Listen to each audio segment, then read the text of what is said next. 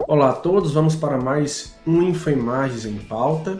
Eu trago 3 julgados, um de direito processual penal, sobre o consentimento do morador para autorizar a invasão de domicílio por parte da polícia. Um de direito administrativo a respeito do dano moral de pessoa jurídica de direito público. E por fim, um de direito civil, direito processual civil, sobre a impenhorabilidade do seguro de EPVAT. Tudo bem, Flávio? Tudo bem, amigo, amiga aí de casa que nos acompanha no Infoimagens em Pauta. Hoje, Infoimagens em Pauta número 11, eu trago aqui um julgado de direito penal, um de direito administrativo, um de direito processual penal, temas muito legais aí para a gente conversar. O primeiro julgado envolve a inconstitucionalidade do preceito secundário do artigo 273, parágrafo 1º, B, inciso 1º do Código Penal. Questão bem interessante que o Supremo deu um entendimento diferente daquele que a Corte Especial do STJ já tinha pacificado. O tema de direito administrativo, por sua vez, é um repetitivo extremamente importante também, envolvendo pagamento indevido a servidor público por erro administrativo, erro de cálculo, erro operacional, o cabimento da sua devolução ao erário e de que modo deve ser analisado para entendermos se é cabível ou não essa devolução pelo servidor.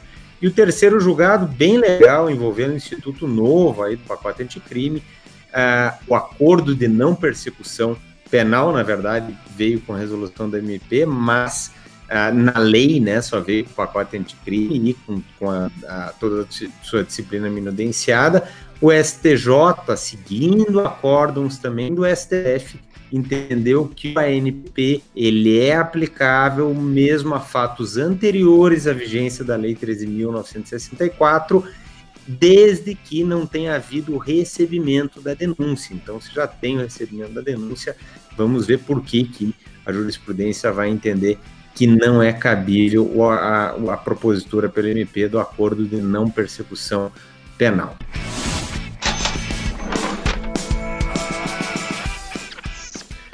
Então vamos lá, um julgado do Superior Tribunal de Justiça, STJ, da sua 5ª turma, que a sua vez reproduz o mesmo entendimento já manifestado recentemente pela 6ª turma, que já dá para afirmar então que as 2 turmas que compõem a 3ª sessão dessa Corte Superior do STJ entendem esse tema da mesma forma. E que tema é esse? Foi uma prisão em flagrante, com invasão de domicílio, com entrada domiciliar por parte da polícia, e o STJ fixa alguns parâmetros para nós sabermos quando é que essa entrada domiciliar por parte da polícia é legítima ou não. Para começar, a regra constitucional estabelece a inviolabilidade domiciliar. Essa é a regra. E aí nós vamos para as exceções. A própria Constituição, artigo 5º, traz 3 exceções a essa regra da inviolabilidade domiciliar. A primeira, quando há o consentimento do morador. Se o morador consente, não há nenhum problema de que um terceiro entre na sua residência, no seu domicílio.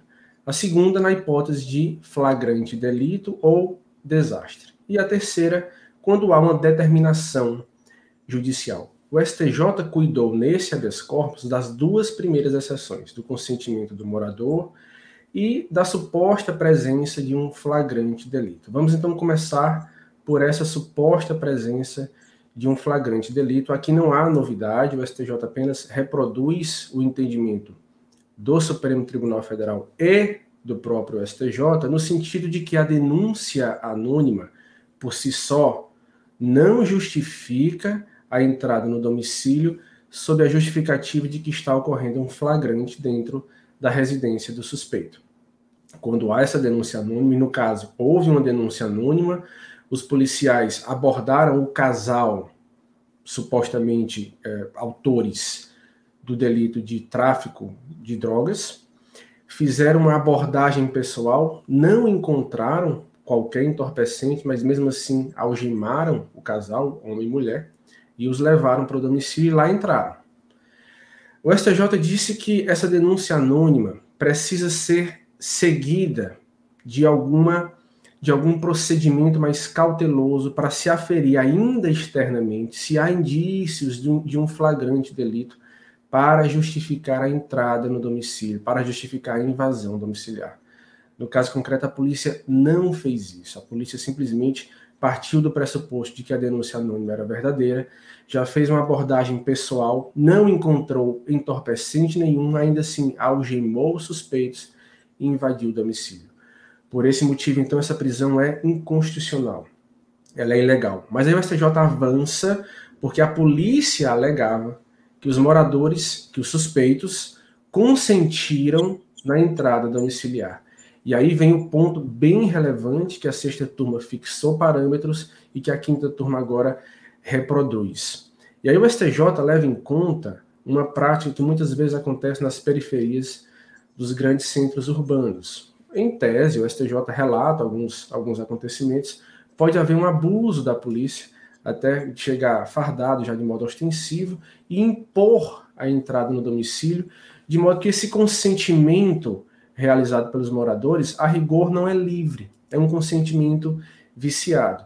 O STJ disse que quando há um conflito de afirmações, se o morador afirma que não consentiu e a polícia afirma que houve consentimento, essa dúvida não vai ser resolvida a favor do Estado, essa dúvida vai ser resolvida a favor do morador, do suspeito, do suposto autor do crime. De modo que a polícia precisa se instrumentalizar para obter a autorização escrita do morador e registrar esse fato em meio audiovisual. Esses foram os requisitos exigidos, elaborados pelo STJ para legitimar a invasão domiciliar por parte da polícia quando há o consentimento do morador. Esse consentimento tem que ser livre, tem que ser sincero, tem que ser por escrito e registrado em meio audiovisual. Esse é um requisito imprescindível para legitimar essa invasão. Então, algo bem interessante, já se alinham no mesmo sentido, quinta turma e sexta turma, e dão prazo para que as polícias, o prazo de 1 ano, para que as polícias possam se organizar, inclusive com compra de equipamentos e treinamento dos policiais, para aí sim justificar lá na frente, se isso não for seguido, se esse entendimento não for seguido, justificar a responsabilização civil e penal de quem infringir, dos servidores policiais que infringirem essa regra. Então, no caso concreto, o STJ anula a prisão, anula a invasão domiciliar e decreta a nulidade de todas as provas subsequentes, aplicando aquela teoria dos frutos da árvore envenenada, do Fruits of the Poisonous Tree. É isso, Gabriel. Muito legal, né, Flávio? Um julgamento aí de cobrança certa em concursos e com alcance social absurdo, né, Flávio? A gente escuta diariamente aí relatos, né, sobretudo em locais de população de classes menos favorecidas, né, Flávio? Muitos abusos policiais de ingresso em residência sem mandado, sem qualquer indício, né, propriamente de crime em flagrante delito e muito menos o consentimento, né, não se pede licença para entrar, muitas vezes há uma truculência policial, claro que não se pode generalizar, aliás, né, temos que acreditar que a maioria dos agentes policiais observam a Constituição, mas infelizmente os abusos são frequentes também, né, Flávio? E o STJ sabe disso e por isso tomou uma medida bem polêmica, né, Flávio? Porque não há essa exigência na legislação dessa gravação. Alguns que criticam dizem que deveria ter a intervenção do legislador, mas, por outro lado, o STJ com isso dá um alcance muito maior a uma garantia fundamental do indivíduo, né, Flávio?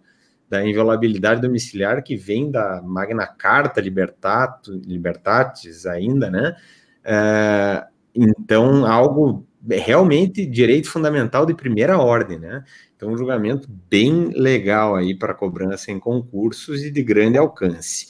Eu trago agora, Flávio, pessoal, um julgamento também do plenário do Supremo Tribunal Federal, extremamente importante aí, por envolver uma situação que, a bem da verdade, foi o primeiro caso que a jurisprudência se deparou com uma situação como essa, e o STF deu uma solução, o STJ havia dado uma solução, e agora o Supremo deu outra. Então, uma reviravolta jurisprudencial boa aí para cobrança em prova. O que nós tivemos aqui, pessoal? O artigo 273 do Código Penal, ele previa uma pena de 1 a 3 anos de reclusão e multa. A Lei 9677 de 98 mudou essa pena, além de criar outras figuras equiparadas, aumentou a pena para nada menos do que 10 a 15 anos de reclusão e multa, para uma conduta envolvendo a adulteração do tipo básico, né, falsificação, adulteração de medicamentos, mas também para várias outras figuras equiparadas, por exemplo, importar ou comercializar medicamentos sem saber a origem, ou então sem registro na Anvisa. Temos várias situações ali envolvidas, né? Algumas mais graves, de fato. Aliás, vale lembrar que a Lei 9677 de 98, ela veio à baila como uma resposta do Congresso Nacional a um anseio social depois daquele caso, não sei se vocês vão recordar, que foi absurdo, né? Das pílulas de farinha. Eram pílulas anticoncepcionais que tinham farinha, literalmente, né? Não eram remédios, muitas mulheres engravidaram acreditando que estavam tomando anticoncepcionais, mas eram literalmente pílulas de farinha. E aí, como uma reação a toda uma comoção social, né, e dentro daquela ideia de direito penal simbólico, o Congresso Nacional veio e aumentou uma pena de 1 a 3 anos para 10 a 15 anos. E a crítica foi inevitável. Para a gente fazer algumas comparações apenas, né? O crime de tráfico de drogas, se o cara estiver traficando cocaína, ele tem uma pena, do artigo 33, né, da Lei 11.343, de 5 a 15 anos. Então, a pena mínima do tráfico de drogas é de 5 anos. Se o cara tiver comprado no Paraguai Cialis, que é medicamento para impotência sexual, que compram direto no Paraguai para vender, né? Muitos casos de flagrante envolvem o Cialis, além de vários outros medicamentos que existem no Paraguai e que, a bem da verdade, não poderiam ser importados, né? O cara acaba respondendo aí por uma pena de 10 a 15 anos.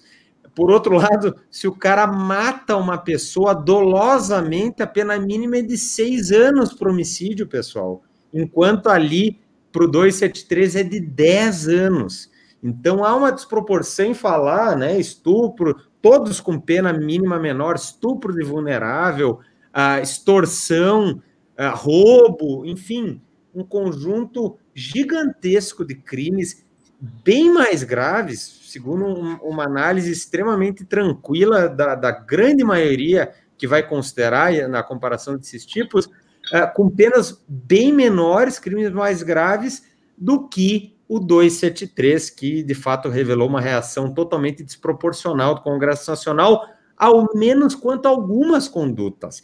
Claro que adulterar medicamento, vocês imaginam agora o caso num contexto de pandemia, adulterar a vacina do coronavírus. Claro que isso teria um impacto, né, em milhões de pessoas, merece uma pena altíssima. O problema é que o tipo coloca o cara que estiver vendendo ali um medicamento sem saber a procedência, ainda que seja um medicamento com registro na Anvisa, só o fato de ter procedência ignorada já por si só traz uma pena mínima de 10 a 15. O STJ havia analisado já a questão e seguiu uma linha doutrinária que aludia a essa desproporcionalidade e que, portanto, demandava alguma saída. O que o STJ poderia ter feito, né? Ele poderia simplesmente declarar inconstitucional o preceito secundário e o crime não teria mais aplicabilidade, né? Não foi o que o STJ fez. O que ele fez, pessoal? Ele analisou situações envolvendo o 273, parágrafo 1º-B. É ali que está o problema, pessoal, porque o 273, o caput, o parágrafo 1º, eles cuidam de situações mais graves, por exemplo, falsificar, adulterar medicamento. É no parágrafo 1º-B que está o problema. E ali o STJ cuidava um caso, inclusive, do inciso 5º, que era exatamente vender ou ter em depósito medicamento, por exemplo, sem procedência, ou seja, de procedência ignorada, sem comprovar a procedência, né? E o STJ disse, aqui não tem sentido essa desproporção que eu comentei para vocês, e o que o STJ fez? Ele mandou aplicar o preceito secundário do tráfico de drogas, 5 a 15 anos. Sob qual argumento? Seria uma analogia em bonum partem, porque o tipo previu 10 a 15, e tanto o tráfico do 33, da 11.343, o tráfico de drogas, quanto o 273, tem por objetivo tutelar o mesmo bem jurídico, a saúde pública. Por isso que o STJ acabou fazendo esse raciocínio. O que muitos criticaram em relação ao STJ? Olha, estão pegando a pena do tráfico de drogas, mas a bem da verdade é uma figura assemelhada ao contrabando. Então, se queria colocar a pena do contrabando, do 334A do Código Penal, que seria de 2 a 5. Outros diziam, se é inconstitucional, tem que declarar inconstitucional o preceito secundário e aguardar o legislador corrigir o problema. Não caberia o judiciário mesclar leis e acabar com isso criando uma terceira norma, porque não foi previsto pelo legislador para esse tipo uma pena de 5 a 15 anos. Estaria o judiciário, portanto, legislando com um tertium genus, né? Uma lei tércia que se fala, que é aquela lei que resultaria de uma combinação de leis. Pegou a conduta, é o tipo do 273, parágrafo 1º, nos seus incisos. O preceito secundário, a pena, é lá da lei de drogas. Realmente era uma situação um pouco, né, sujeita a críticas e atípica, por isso que eu digo, é uma situação totalmente nova. O judiciário não tinha feito isso outras vezes, fez nesse caso, e o Supremo agora acabou por julgar a questão em repercussão geral e não adotou a mesma saída do STJ. Assim como o STJ, o Supremo também disse, é inconstitucional o preceito secundário quanto ao 1º-B. Só com um parênteses, o Supremo analisou especificamente a conduta do inciso 1º. O STJ, quando ele declarou inconstitucional o preceito secundário, ele falou no 1º-B, que tem o caso concreto era o inciso 5º, mas ele falou do 1º-B como um todo. O STF resolveu restringir o julgamento para o inciso 1º, que é exatamente importar ou ter à venda produtos sem registro na Anvisa, sem registro, diz o Código Penal, né, no órgão sanitário competente, que é a Anvisa, a agência reguladora, que tem competência legal na matéria. Então, o que o Supremo fez? Ele disse, assim como o STJ, que havia inconstitucionalidade por uma desproporção evidente da pena, mas, para resolver, ele disse, não cabe pegar do tráfico. O que nós vamos fazer? Nós vamos aplicar o preceito secundário antigo antes da Lei 9677 de 98, que era de 1 ano a 3 anos. Então, vejam a diferença. Enquanto o STJ preconizava uma pena de 5 a 15, o STF disse, não, vamos pelo efeito repristinatório do controle de constitucionalidade, como, né, a matéria aqui a gente acaba ligando com o direito constitucional, né? O Supremo disse, não, estamos a declarar a inconstitucionalidade do preceito secundário para essa hipótese pelo efeito repristinatório da declaração de inconstitucionalidade, volta a viger a lei anterior. Então, redação original do Código Penal, antes da Lei 9677, que previa uma pena de 1 a 3 anos. Então, diferença da água para o vinho no plano concreto. Na solução adotada pelo STJ, que falava na pena do tráfico de 5 a 15 anos, e o STJ ainda contemplava a aplicabilidade do tráfico privilegiado, né, da minorante do 33, parágrafo 4º. Por outro lado, o STF disse não tem que pegar o preceito lá do tráfico por criação, tem que simplesmente obedecer para a hipótese do inciso 1º do 273, parágrafo 1º-B, da pena anterior à Lei 9677 de 98, que é de 1 a 3 anos. Então, para finalizar, só quero destacar, pessoal, O Supremo não disse que para todas as hipóteses do 273 seria aplicável a pena anterior. Continua vigente a pena de 3 a 15 anos no normal dos casos. O Supremo, na verdade, disse explicitamente, os ministros discutiram isso, esse julgamento vale para o 273, parágrafo 1º, inciso 1º. Eles não trataram de outros incisos. O STJ havia tratado do 1º-B de maneira geral, embora lá o caso concreto envolvesse o inciso 5º, a declaração de inconstitucionalidade foi para o 1º-B, sem restrição.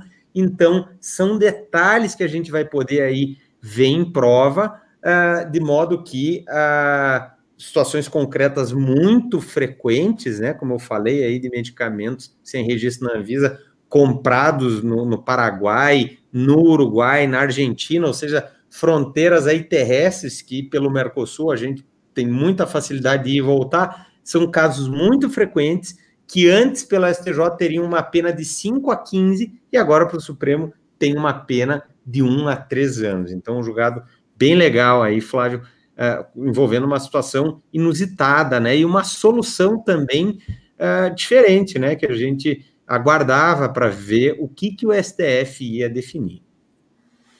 É interessante. O bom do Enfermagem em Pauta, porque são muitos julgados que são publicados em informativos, em clipping de notícias. Então, as cortes publicam praticamente, todos não, mas muitos julgados. E há vários julgados relevantes, mas há outros tantos que não são relevantes. E o Imagem se propõe a fazer essa curadoria, esse filtro para vocês e entregar por esse veículo Enfermagem em Pauta e por outros veículos também, newsletter, e nas nossas questões, nas nossas rodadas, nas nossas aulas do programa de estudos, selecionar esses precedentes relevantes e comentá-los em videoaulas, em PDFs, para que vocês recebam exatamente aquilo que importa, aquilo que é interessante para as provas que vão enfrentar e para o dia a dia profissional assim que assumirem os respectivos cargos. Pois bem, eu vou agora para um julgado de direito administrativo e por que não dizer também de direito civil, já que envolve, e direito constitucional também, não tem problema, o direito é interdisciplinar, as disciplinas se comunicam, porque envolve dano moral de pessoa jurídica de direito público. E eu de logo lembro a jurisprudência clássica do Superior Tribunal de Justiça no sentido de que pessoa jurídica de direito público não possui direito a dano moral.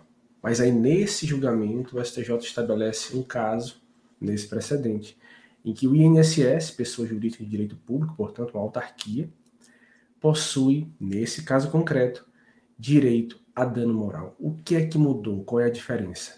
Foi uma simples distinção, e aí essa diferença é imprescindível de ser feita. Foi uma simples distinção em relação aos precedentes anteriores ou houve uma superação de precedentes? Para utilizar os termos da língua inglesa, não é o ideal, mas às vezes isso é cobrado dessa forma. Foi um distinction, ou seja, só uma distinção, ou houve uma superação, um overruling? Vamos lá, vamos entender. Qual é a premissa de que parte o STJ para afirmar, classicamente, que pessoa jurídica de direito público não possui direito a dano moral? Os casos julgados pelo STJ revelavam críticas ao Poder Executivo Municipal, críticas ao Poder Executivo Estadual, a utilização do logotipo do IBAMA por entidades ambientais que não se confundiam com o Estado, e aí essas entidades todas, tanto do Poder Executivo como o próprio IBAMA, Administração Pública Indireta, Executivo, mas Administração Pública Indireta, ingressaram com pedidos de dano moral e o STJ fixa os precedentes. Não há dano moral, porque aqui nós temos o direito de livre manifestação do cidadão, da população, do indivíduo pertencente à sociedade civil.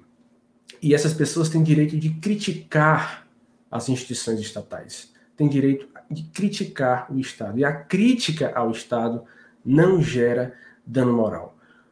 As pessoas jurídicas não possuem a chamada honra subjetiva, que é o juízo de valor que o indivíduo faz sobre si próprio. E aí a conclusão do STJ, não há nesses casos dano moral. Acontece que há um outro tipo de honra, a honra objetiva, que é a reputação, que é a imagem que todos temos perante os demais. E aí o STJ afirma, a pessoa jurídica possui sim honra objetiva, possui reputação. Tanto a pessoa jurídica de direito privado com uma pessoa jurídica de direito público, que é o que interessa para esse caso. E o que é que nós temos nesse caso? Aquela fraude que ficou muito famosa, chamado caso Jorgina de Freitas, era uma quadrilha, várias pessoas, servidores do INSS, advogados, diversas pessoas fraudaram o INSS em mais de 20 milhões de dólares, concessões fraudulentas de benefícios previdenciários para permitir desvio de dinheiro público, uma fraude gigantesca. Essas pessoas foram processadas criminalmente, foram condenadas e, para além disso, o INSS buscou a reparação por danos materiais e danos morais. O Tribunal de Justiça recorrido reconhece os danos materiais, mas afasta os danos morais ao argumento de que o INSS não atua numa dimensão mercadológica. O STJ, à sua vez, esclarece que essa dimensão mercadológica não é a única forma de se conceder dano moral. A reputação, a honra objetiva também pode ser levada em conta. E essa hipótese não se confunde com a simples crítica de um cidadão à instituição. A imagem do INSS ficou afetada. A reputação do INSS perante a sociedade civil ficou afetada, dado o desvio gigantesco de dinheiro público que a entidade sofreu. Então, nessa hipótese, o INSS reconhece, o STJ reconhece que o INSS, o Estado, portanto, lato sensu considerado, possui direito ao dano moral. Interessante, o STJ não fixa a quantidade de indenização, reconhece a admissibilidade da tese, diz que há o direito ao dano moral, mas determina o retorno do processo ao tribunal de segundo grau para a fixação da indenização devida. É isso, Gabriel. Julgado aí também de cobrança certa, né, Flávio? Certíssimo. Isso vai... E aí, para concluir, pessoal, houve, então, uma distinção ou uma superação? Foi uma distinção. Os precedentes anteriores continuam válidos. O que o STJ faz é encontrar um fato diferente que justifica uma outra conclusão jurídica. Então, não houve uma superação dos precedentes anteriores. Eles vão continuar válidos, eles vão continuar sendo aplicados, mas há um novo precedente relativo a um fato diferente, quando há realmente uma ofensa à reputação da instituição. Então, não houve uma superação, houve apenas uma distinção. Perfeito, Flávio. E é legal, né, o precedente que ele vai cair em direito civil, como tu falou, em direito administrativo, tema quentíssimo de direito administrativo também. Direito constitucional tem contornos constitucionais, mas a gente até visualiza mais nessas duas, né? Mas são matérias com muitas questões nos concursos aí para as carreiras jurídicas de Estado, sobretudo. Até o processo penal também, ou penal, quando se fala na execução. Perfeito. Perfeito. Então, a gente tem visto, inclusive nós comentamos já no Informares em Pauta anterior, julgamento do Supremo que entendeu cabível o dano moral coletivo em relação à reparação do 387, inciso 4º do CPP, né, que é a fixação da reparação mínima. Perfeito, Flávio, muito bem lembrado. Inclusive lá envolvia, de certo modo, né, Flávio, o precedente que o Supremo julgou do dano moral coletivo como efeito efeito extrapenal secundário, né, genérico, né, da sentença penal condenatória, do dano moral coletivo, envolvia exatamente corrupção. O sujeito ativo era a administração pública, né, Flávio? E o STF, naquele precedente lá da relatoria do ministro Fachin, entendeu cabível. Muito bem lembrado aí. Pessoal, eu vou agora para um precedente também de cobrança aí, muito, muito provável em concurso, não apenas por ser de julgamento de recurso especial repetitivo, mas, sobretudo, por envolver servidor público de qualquer esfera, pessoal, da esfera federal, da esfera estadual, distrital ou municipal, e uma discussão muito comum na prática. Temos muitas ações envolvendo a questão. O que nós estamos cuidando aqui? De pagamentos indevidos a servidores públicos. Só que pagamentos indevidos envolvem situações as mais diversas. E aí a gente tem que lembrar, em primeiro lugar, não foi o julgamento aqui que eu vou comentar, foi um anterior, e aí nós temos que fazer a distinção. No tema 531, o STJ já tinha definido que quando há um erro de interpretação jurídica pela administração, nesse caso, se houve um pagamento a maior em prol do servidor público, não cabe a devolução. Por quê? Porque ele acredita na interpretação jurídica da administração que está jungida pelo princípio da legalidade e que, portanto, tem que seguir a lei. O administrado, o servidor, ele acredita que aquela interpretação é a interpretação correta da lei. Esse entendimento de que não se pode dar uma interpretação retroativa, porque diz que se trataria, né? Imagine que a administração vinha efetuando um pagamento sob uma interpretação da lei e muda essa interpretação para dizer que o pagamento é indevido. Ela pode até ter mudado corretamente. Vejam, pessoal, de fato o pagamento era indevido porque a interpretação jurídica anterior era equivocada. Mas o administrado confiava, princípio da confiança, princípio da boa-fé objetiva, ele confiava nessa interpretação da administração.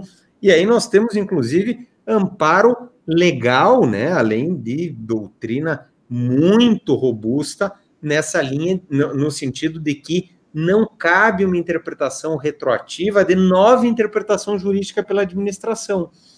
Artigo 2º, parágrafo único, inciso 13 da Lei 9784 de 99, prevê textualmente que é vedada a aplicação retroativa de nova interpretação da lei.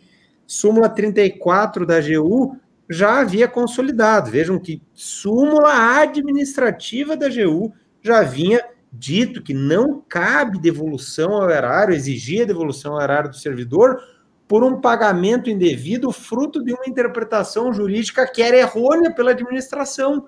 Então, só pode, né, aplicar aquela nova interpretação dali para frente.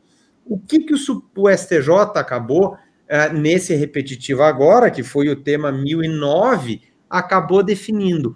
Uma questão também envolvendo pagamento indevido a servidor público, mas diferente, porque não cuida de interpretação errônea da lei pela administração, mas sim de erro administrativo. Que tipo de erro? Não erro de interpretação jurídica, erro operacional, erro de cálculo, erro material. E aqui o STJ dá uma solução diversa. Vejam que ele não chega a dizer que em todos os casos de erro de cálculo, erro operacional, será devida devolução pelo servidor. Ele fala que a análise é caso a caso. Mas o que ele vai dizer? Se houve um erro operacional, um erro de cálculo, o servidor que teria que comprovar que ele não tinha como imaginar que teria havido um erro operacional ou de cálculo pela administração. Ou seja, é a título excepcional que não vai haver a devolução ao erário, a reposição ao erário.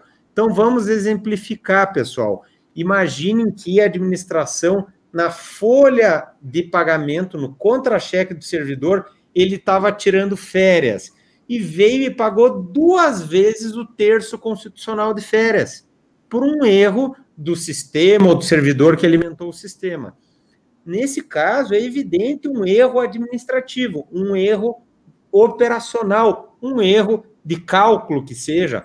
Poderia ser também um exemplo de que foi calculado o terço de férias sobre uma remuneração bem maior, né, do que a do servidor. Digamos que ele ganhava R$2.000 por mês e veio um terço de férias em R$6.000, quando ele é de 1/3 e todo mundo sabe disso.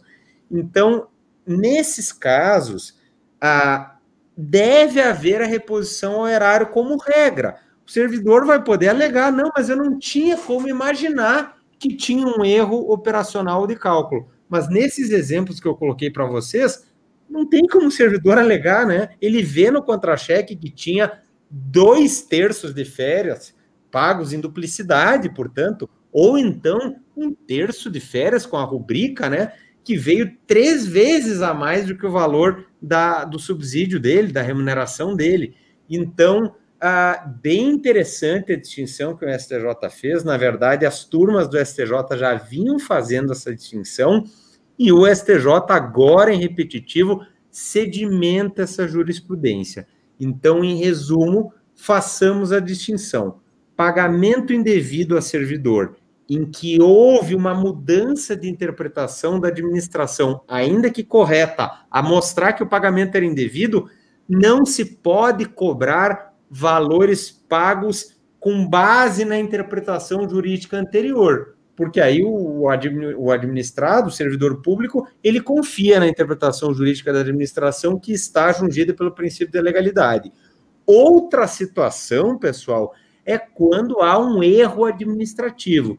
E como erro administrativo, o STJ vai considerar erro operacional, erro de cálculo, erro, portanto, material, e que, nesses casos, em regra, vai caber a reposição ao erário, e agora também vale mencionar, lembrei agora, né, o STJ invocou enriquecimento sem causa, artigo 944 do Código Civil.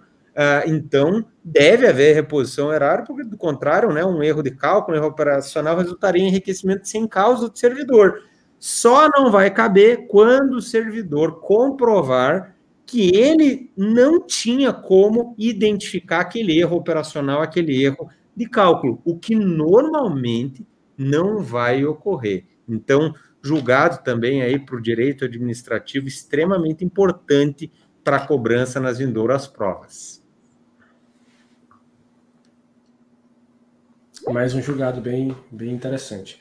Bom, para encerrar minha participação, eu trago mais um julgado do STJ de direito civil, direito processual civil, relativo à impenhorabilidade do seguro DPVAT. No caso concreto, houve o pagamento do seguro DPVAT para o dependente da vítima de um acidente de trânsito, que era parte numa execução, era executado, e a verba foi penhorada, e aí surgiu a discussão a saber se esse dinheiro poderia ou não ser penhorado. Qual foi a conclusão a que o STJ chegou? O caso ainda envolvia, na origem, o Código de Processo Civil de 73, mas é muito tranquilo, porque o dispositivo que estava em jogo, o artigo 649, inciso 6º, do CPC de 73, ele foi simplesmente reproduzido no artigo 833, inciso 6º, do CPC de 2015.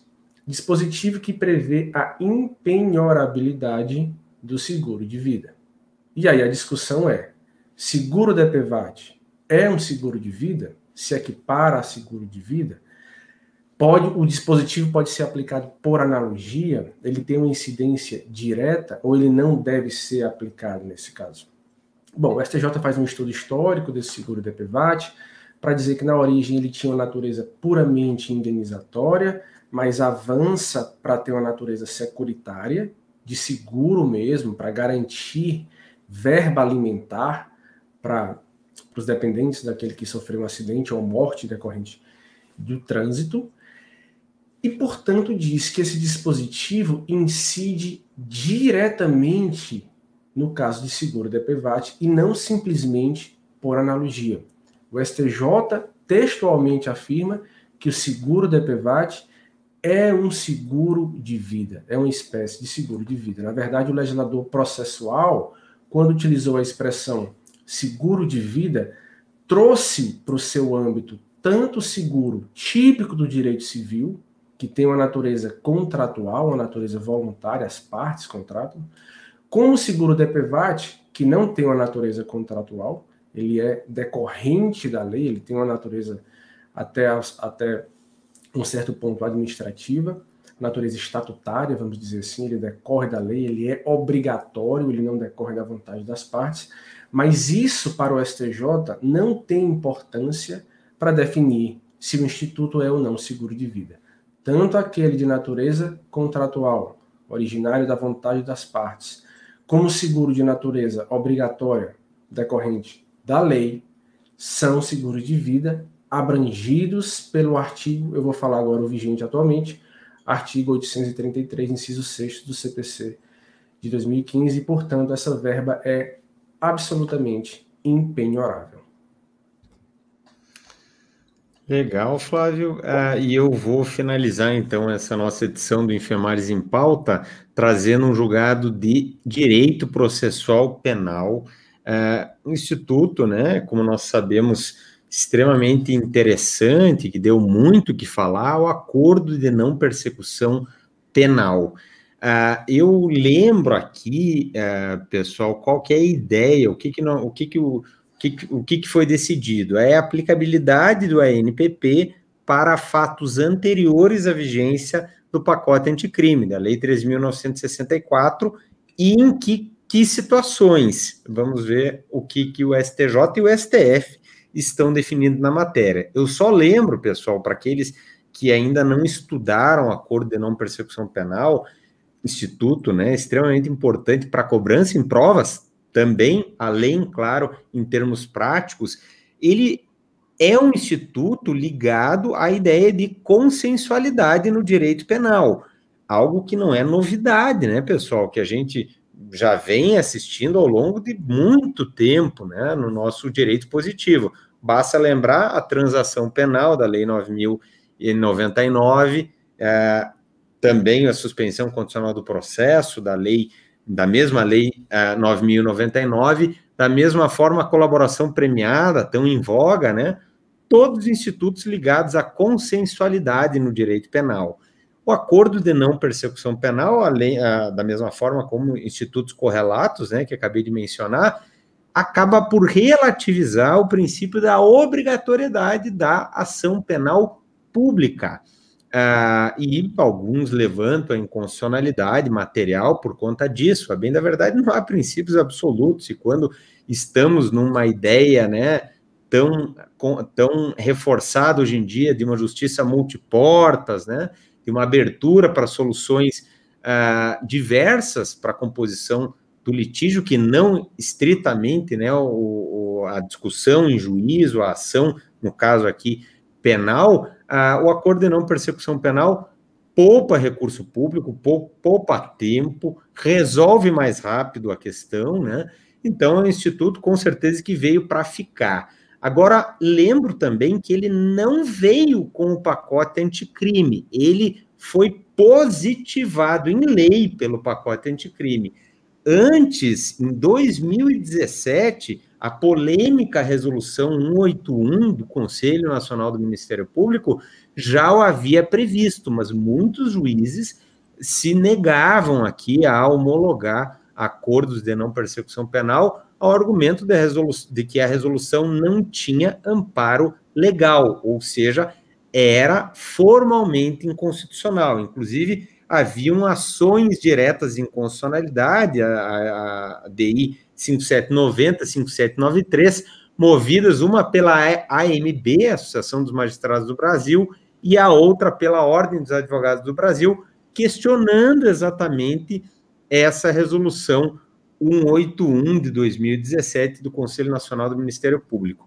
Ao menos quanto ao argumento da inconstitucionalidade formal, cai por terra a discussão, já que veio efetivamente agora a disciplina em lei. A disciplina consta onde? No artigo 28A do Código de Processo Penal, na nova compleição atribuída pela lei do pacote anticrime, pela lei 13.964 de 2019. E eu vou só também, para fins didáticos, para todo mundo se situar em tão importante instituto, né? Lembro também que ele tem origem no direito norte-americano, a maior influência é do direito norte-americano, do chamado plea bargain, né? E aí nós temos várias nomenclaturas para o plea bargain nos diversos estados americanos, né? Naquela conformação própria da federação deles, e muitos estados adotam exatamente o nome do Non-Prosecution Agreement, que foi o termo que nós adotamos, acordo de não persecução. E é interessante que foi adotado tanto no acordo de não persecução penal, do artigo 28A do Código de Processo Penal, como também do acordo de não persecução civil, lá do artigo 17, parágrafo 1º, da Lei de Improbidade Administrativa, da Lei 8429 de 92. Outros nomes na doutrina norte-americana, na legislação também norte-americana, Non-Prosecution Adjudication, Deferred Prosecution Agreement, dentre outros termos, mas sempre dentro da ideia do plea bargain. Então, é um instituto. Por que mais um instituto? Se já temos transação penal, se já temos a suspensão condicional do processo, se já temos colaboração premiada, por que mais um? Porque ele veio para preencher uma lacuna, pessoal.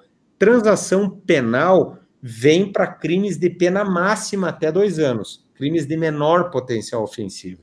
Suspensão condicional do processo, artigo 89 da 9.099, para os chamados crimes de mínimo potencial ofensivo, de pena mínima não superior a 1 ano. Depois, nós temos para crimes graves a colaboração premiada. Na prática, ela é utilizada para crimes graves, organização criminosa, né? E correlatos, né? Tem sido mais utilizado para crimes graves. Fica uma lacuna, um meio termo, e aí a doutrina fala, e para fins didáticos é muito pertinente, crimes de médio potencial ofensivo. É para isso que serve o acordo de não persecução penal, para crimes de médio potencial ofensivo. E o critério legal é exatamente de crimes cuja pena máxima